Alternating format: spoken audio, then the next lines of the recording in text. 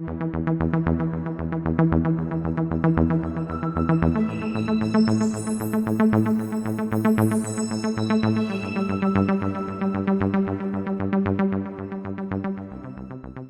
are so many people who are hoping that we get a Bloodborne 2 game for the PlayStation 5, but the truth is it might not happen in the future because there have basically been more rumors leading to it not being a reality opposed to it actually being one.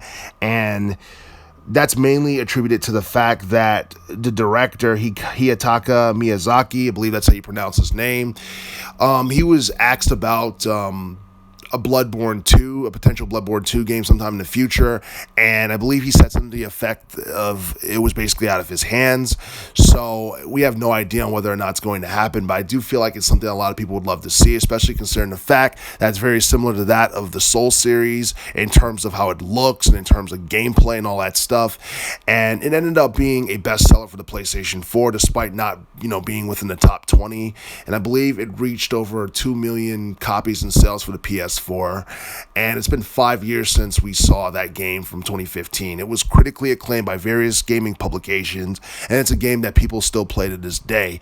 I think 2 years from now, Bloodborne would still hold up, despite the fact that it was released back in 2015 because it was so good. And if we don't get a sequel for Bloodborne from 2015, hopefully we get like a remastered version of the game for the PlayStation 5 or something like that. That would be pretty cool. But the idea of there being a Bloodborne 2 game with a new director is something that's kind of, I don't know, there's something, I think that's something that a lot of people wouldn't be too crazy about.